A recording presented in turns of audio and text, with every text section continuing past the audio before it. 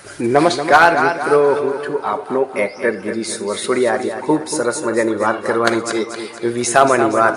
તો મિત્રો, મનુષ્ય જીવનની અંદર ઘણા વિસામા હોય છે। જ્યારે મનુષ્યનું જીવતર હોય ત્યાં સુધી પણ વિસામા હોય છે।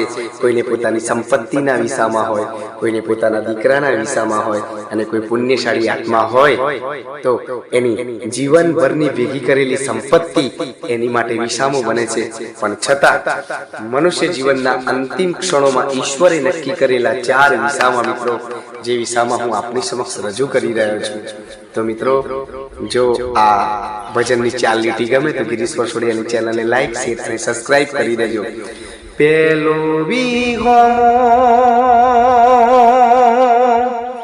ઘરનામો ગણે બીજો જો પાણી બાર રે, ત્રીજો વિહોમો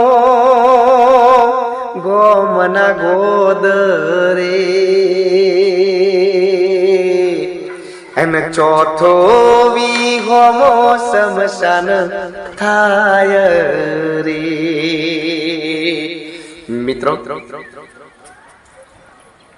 મનુષ્ય જીવન બહુ જ નાનું છે। આવો સારા કર્મોની એક ગઠડી બાંધી દઈએ। મહાદેવ હર